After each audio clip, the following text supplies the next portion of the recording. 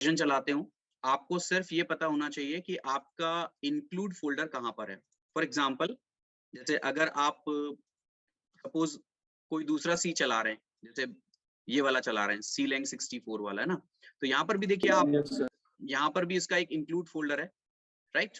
तो आप इस इंक्लूड फोल्डर में जाके सेव कीजिए, राइट। जैसे min.gw चलाते हैं आप, तो उसके पास भी इंक्लूड फोल्डर है, आप इस इंक्लूड फोल्डर में जाके हेडर फाइल, जहां सारी हेडर फाइल्स हैं उसकी देख रहे हैं, आप यहाँ सेव कीजिए, ठीक है। वो वहां से उठा लेगा, ये डिफॉल्ट फोल्डर्स हैं, राइट। आप चाहे तो जाके इंक्लूड पाथ के मैनिपुलेट को भी मैनिपुलेट या सेट कर सकते हो, आप जिस पे भी काम कर रहे हो। भाई आपकी आवाज बहुत ज्यादा रफ आ रही है, फिर से बोलना एक बार, क्या बोल रहे थे आप?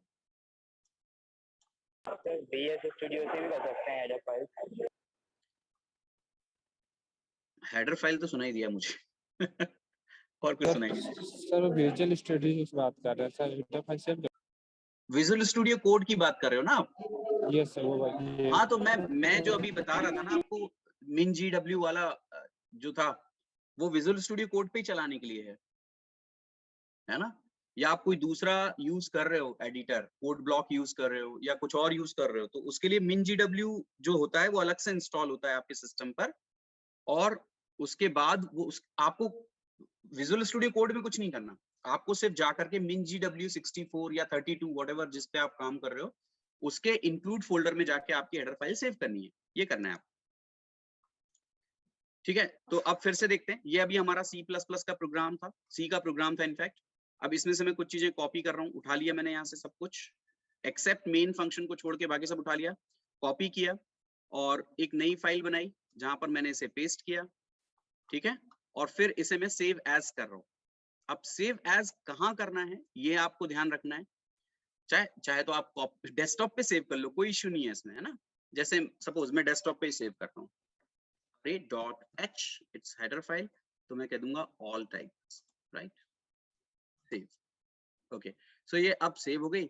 अब मैं इसे यहाँ पर मिनिमाइज कर देता हूँ। अब ये है मेरे पास, देखिए हेडर फाइल, राइट। इसको मैंने यहाँ पर कॉपी किया,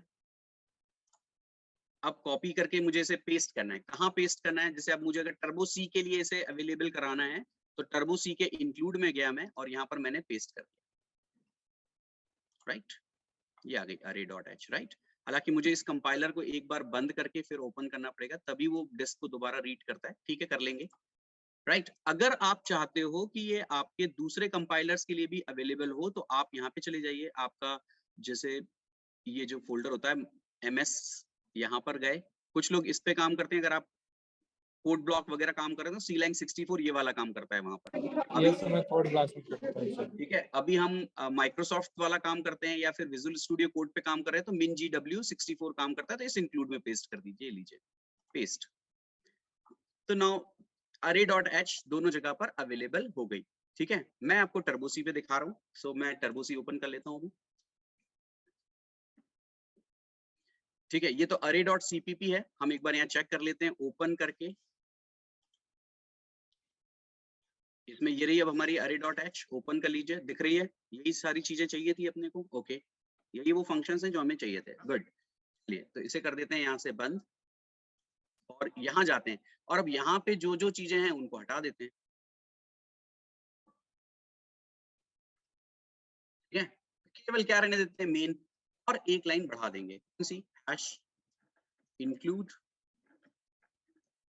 array.h, दैट्स इट, है ना। अब अगर ये रन हो गया तो वेल एंड गुड, यही तो चाहिए था, देखिए हो गया, चल रहा है बराबर, सारी चीजें प्रिंट भी कर रहा है, ये देखिए, लार्जेस्ट नंबर 12 है, स्मॉलेस्ट 2 है, सम 17 है, और एवरेज जो है वो 5 है, सही है। क्यों भाई, एग्री?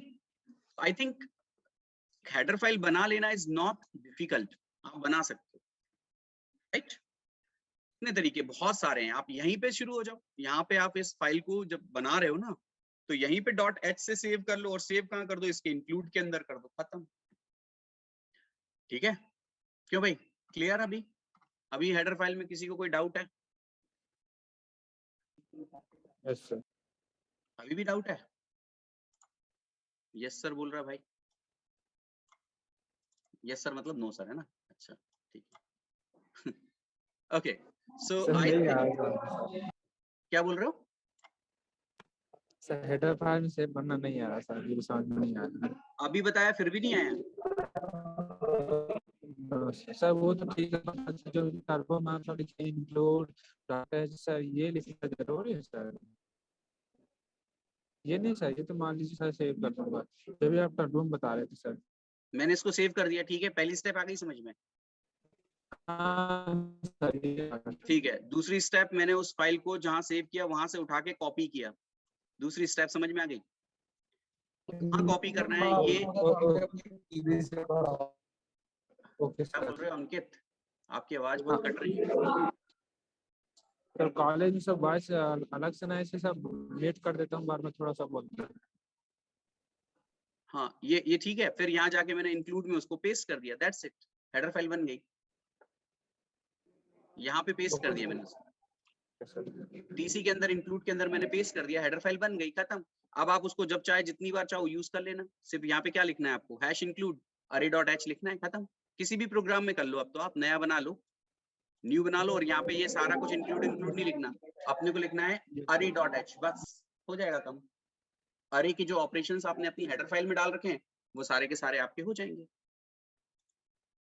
और अभी अगर आपको फिर से उसी में और एक हाथ फंक्शन ऐड करना है तो आपको वहां जाने की जरूरत नहीं है, आप यहीं से इसको राइट क्लिक करके ओपन विथ नोटपैड कर लो, और ये फाइल खुली, यहाँ पे आप एक हाथ फंक्शन और बढ़ाना चाहो यहीं बढ़ा दो, कोई टेंशन नहीं है, ठीक है। बस सेव इसको दोबारा कॉपी पेस्ट कर देना वहीं पर इंक्लूड के अंदर, ठीक है। Okay sir. ठीक है, तो यही हेडर फाइल बनाने का तरीका है, इट्स नॉट डिफिकल्ट बट ठीक है। ओके सो आगे बढ़ते हैं, और ये था भाई अरे, ठीक है। और वन डायमेंशनल अरे के कुछ एक बेसिक ऑपरेशंस, बेसिक ऑपरेशन का मतलब होता है रीड करना, प्रिंट करना, सारे एलिमेंट्स का सम करना, है ना।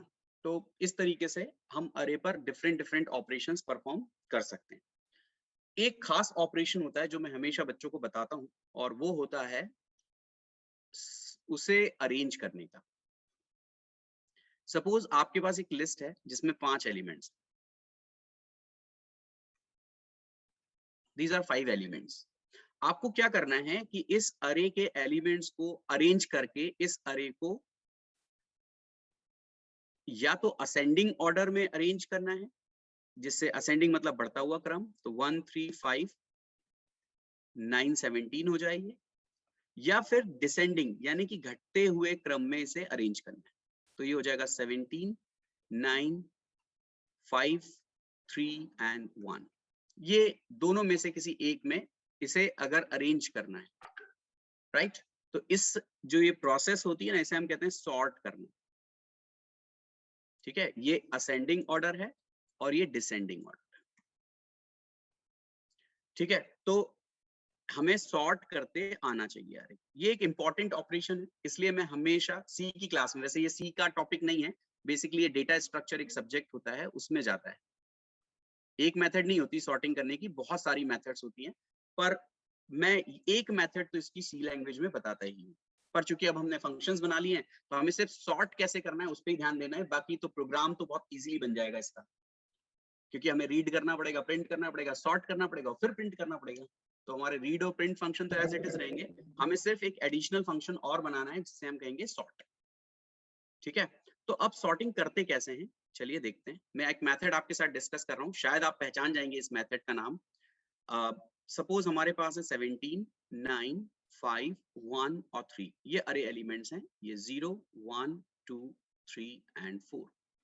हम सबसे पहले इस सबसे पहले पोजीशन को सिलेक्ट कर लेंगे, 0 को सिलेक्ट कर लिया। अब इस 0 पोजीशन पे जो भी एलिमेंट होगा उसे हम कंपेयर करेंगे एक एक करके बाकी सबसे। तो सबसे पहले मैं 17 को 9 से, पर यहाँ जो कंपैरिजन हम करेंगे वो एलिमेंट्स का करेंगे, पर यहाँ जो मैं लिख रहा हूँ वो पोजीशन है, क्योंकि लूप हम पोजीशंस के लिए चलाएंगे।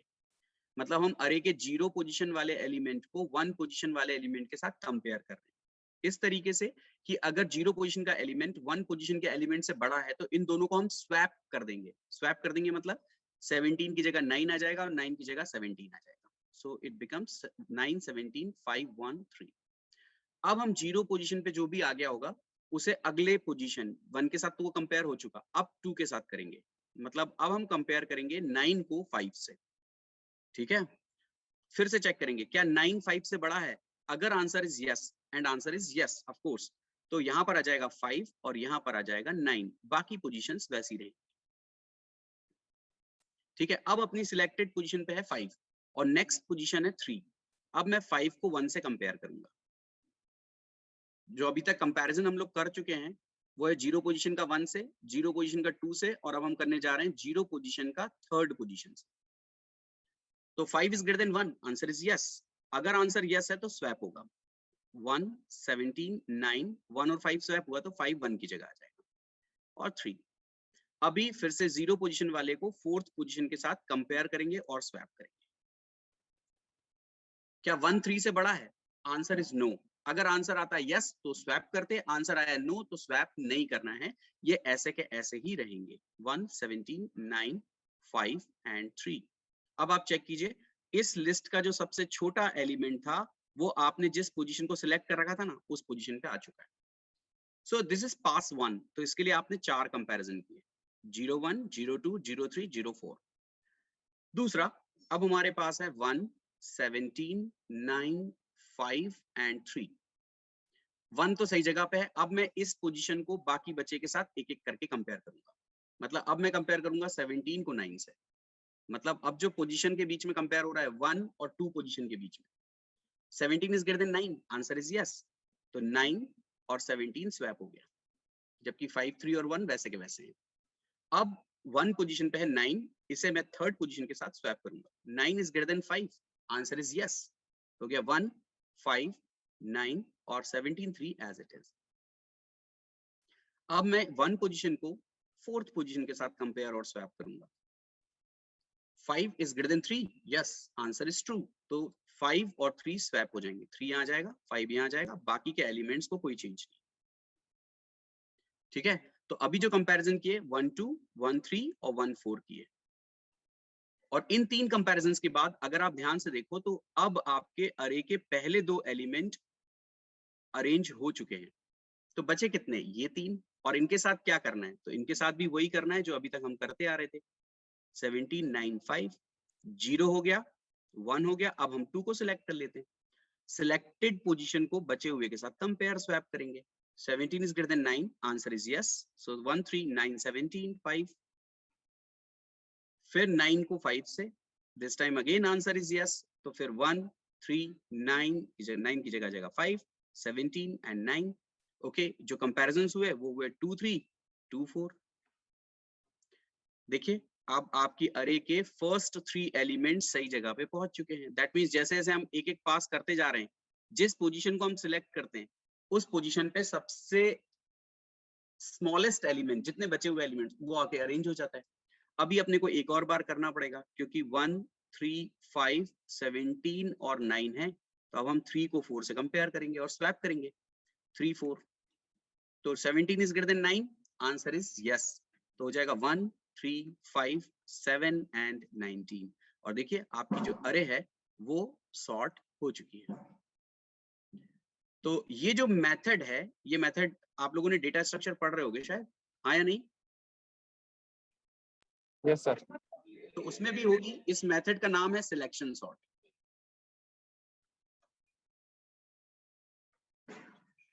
राइट तो मैंने अभी आपको कोशिश की मेथड समझाने की, ये मेथड है भाई, है ना। अभी इसका लूप बनाना पड़ेगा अपने को, तब तो ये एक्चुअल में वर्क करेगा, है ना। तो उसके लिए अपने को ये जो कंपैरिजंस हुए ना, इनको मैं अलग से लिख लेता हूँ, ठीक है।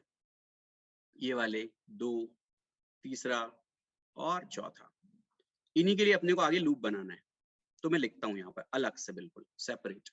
सबसे पहले पास में हमने जो कंपैरिजन किए वो 0 1 0 2 0 3 और 0 4 में किए, ठीक है। तो मैं इसको ऐसे लिख लेता हूँ, 0 को मैंने 1 से 2 से 3 से और 4 से कंपेयर किया, हाँ या नहीं, करेक्ट। फिर दूसरे बार में हुआ 1 को 2 से, 1 को 3 से, 1 को 4 से। तो मैं इसको ऐसा लिखता हूँ 1 पहला वाला, ये 1 मैंने एक जैसा इसलिए लिख लिया, 2 से 3 से और 4 से किया। फिर मैंने 2 को 3 से और 2 को 4 से किया, तो यहाँ पे लिख लेता हूँ 2 और यहाँ लिख देता हूँ 3 4, और आखिरी वाले पास में मैंने 3 को 4 से किया हुआ है, तो यहाँ लिख देता हूँ 3 और यहाँ लिख देता हूँ 4। ठीक है, ओके, सही है।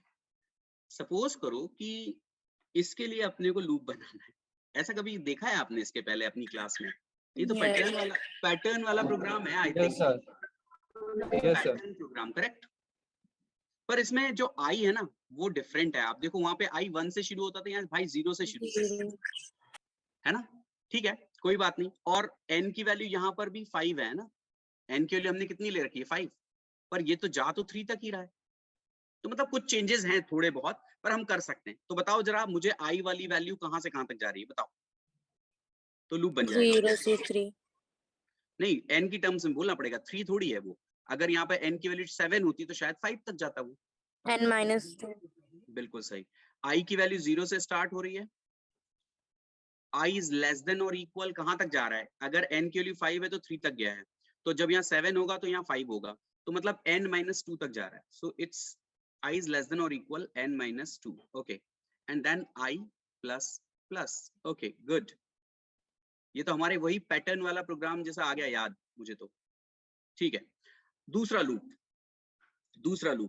है ना, याद है ना, भूले तो नहीं हो?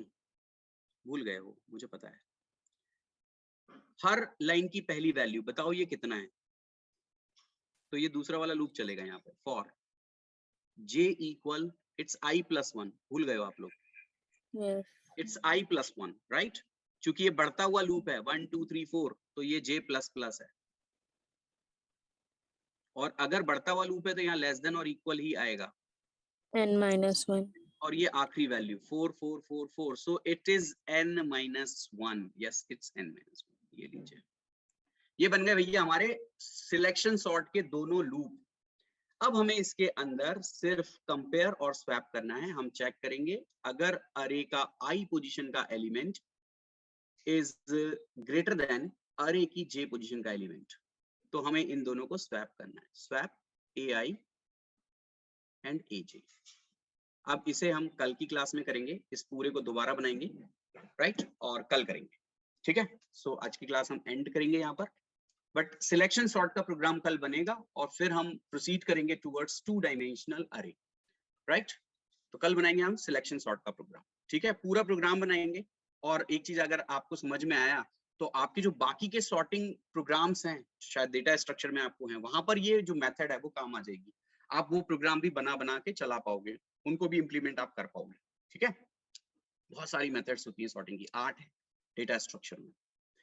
सो I think this is sufficient for today's class, right. हमें सॉर्टिंग करनी है, कल हम इस सॉर्टिंग का प्रोग्राम बनाएंगे। ठीक है, यस सर। आप एक बस काम करिएगा, आप बस जैसे मैंने ये मैन्युअली इसे सॉर्ट किया है ना यहाँ पर 179,513 है ना, इसी एलिमेंट्स को लेकर के या कोई भी 5 एलिमेंट्स लेकर के आप ये चीज निकाल लीजिएगा उससे, 01 02 03 04 12 13 14 किस किस पोजीशन के बीच में। दैट मींस आपको एटलीस्ट मेथड पता होनी चाहिए। अगर मेथड पता है तो ही आप ये चीज इंप्लीमेंट कर सकते हैं, अदरवाइज दिक्कत है। मेथड पता नहीं है तो फिर हम कैसे इंप्लीमेंट करेंगे, हम नहीं कर पाएंगे, है ना। ठीक है, तो आप एक बार ये चीज करके देख लीजिएगा, टेक अ स्क्रीनशॉट, अगर आपको जरूरत है तो थोड़ा छोटा कर देता हूँ इसे, स्क्रीनशॉट ले लीजिए और करके देख लीजिएगा। ठीक है, कल मिलते हैं सवेरे सेम टाइम। Thank you.